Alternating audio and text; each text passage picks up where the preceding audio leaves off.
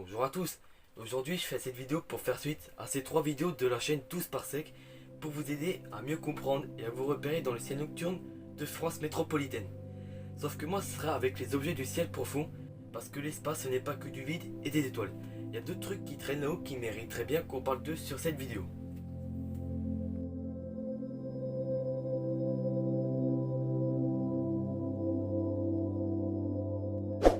Donc, comme je vous l'avais dit en début de vidéo, j'aimerais bien que vous alliez voir ces vidéos afin de mieux situer ces objets que nous allons voir durant cette vidéo.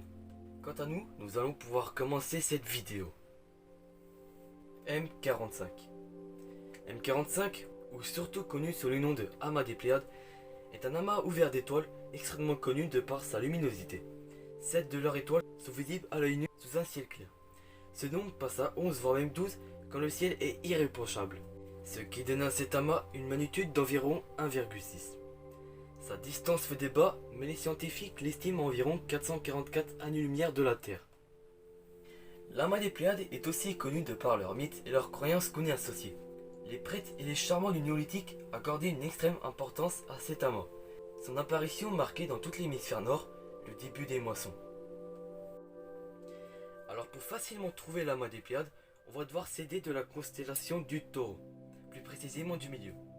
Ça, et ben c'est encore un autre amas d'étoiles ouvert, mais c'est celui des Hyades, caractéristique avec sa jolie forme de V qui symbolise la tête du taureau. Mais en comparaison avec l'amas des Pléiades, cet amas d'étoiles est extrêmement proche de la Terre et il est situé à seulement 100 années-lumière de la Terre. Du coup, vous n'avez qu'à regarder au nord de cet amas d'étoiles, vous pourriez voir l'amas des Pléiades, qui ressemble un peu à la grande ours mais en miniature. Mais c'est personnellement mon avis. M13. M13 est un nom barbare qui désigne le grand amas d'Hercule. C'est un objet découvert par Edmond Halley. Oui, c'est bien le mec qui a vu se faire attribuer son nom à la comète de Halley. Ensuite, Charles Messier l'a ajouté à son catalogue pour la chasse aux comètes. C'est un amas d'étoiles globulaires qui contient plus de 500 000 étoiles et se situe à plus de 25 000 années-lumière de la Terre. D'ailleurs, les scientifiques y ont envoyé un message radio avec le grand fameux télescope d'Arecibo, afin de détecter une forme de vie intelligente dans l'univers. Sauf que malheureusement le télescope d'Arecibo va être détruit bientôt. Vous pourriez voir cet amas dans le plus long côté du trapèze d'Hercule, mais avec sa magnitude de 5,3, il est préférable de l'observer avec des jumelles, ou pourquoi pas même un télescope.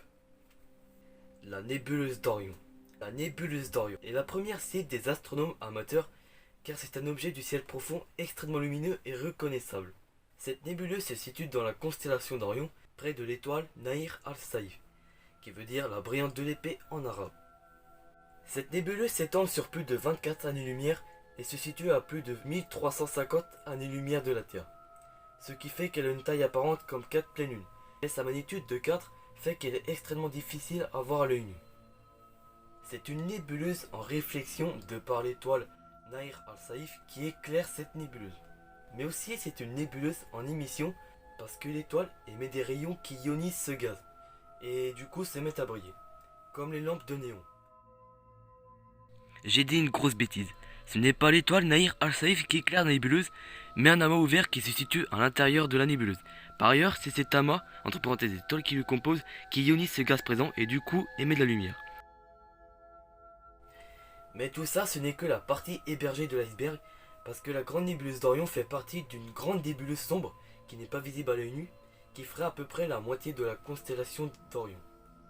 D'ailleurs, cette fameuse nébuleuse aurait une forme caractéristique de point d'interrogation. M31. Encore un objet du catalogue de Messier, sauf que celui-là, en comparaison avec les autres objets que nous venons de voir durant cette vidéo, il se situe vraiment loin, à plus de 2,5 millions d'années-lumière de la Terre. Andromède a une magnitude de 3,5, ce qui fait qu'elle est plutôt aisément visible à l'œil nu. Les hommes de l'époque regardaient en direction de cette galaxie, mais ne voyaient seulement qu'une tache floue. Du coup, ils l'ont considérée comme une nébuleuse pendant plusieurs siècles, jusqu'à ce qu'au moment qu'on se rende compte que cet objet était beaucoup trop loin pour qu'il fasse partie de la Voie lactée. Du coup, on l'a classé au rang de galaxie, et cela a été prouvé un peu plus tard. Pour facilement trouver la grande galaxie d'Andromède, on va devoir s'aider de la constellation de Pégase, plus précisément du carré de Pégase. Vous verrez, ça sautera aux yeux quand vous regarderez la constellation. Ensuite, vous allez à l'étoile la plus à gauche du carré de Pégase et vous verrez une autre étoile bien brillante qui se situe encore à gauche. Elle s'appelle Mirage. Vous allez remonter les 2 étoiles qui se situent au-dessus de Mirage et cette tache floue que vous verrez actuellement, c'est la grande galaxie d'Andromède. Voilà, vous savez désormais repérer l'amas des Pléiades, M13, M31 et la grande nébuleuse d'Orion. J'espère que cette vidéo vous a plu. Si c'est le cas, n'hésite pas à liker cette vidéo, à t'abonner afin d'activer la cloche de notification. Tu peux aussi partager cette vidéo à tes amis, à tes proches et à ton entourage pour qu'ils puissent connaître ma chaîne YouTube. Je t'invite également aussi à me suivre sur les autres réseaux sociaux, Instagram, TikTok, Twitter. Les liens seront dans la description, donc je t'invite à y jeter un petit coup d'œil. Quant à vous, je vous souhaite un excellent rendez-vous pour la partie 2 de cette vidéo qui sortira peut-être bientôt. Sortez dehors et plongez-vous dans ce vide infini et magnifique qu'est l'espace.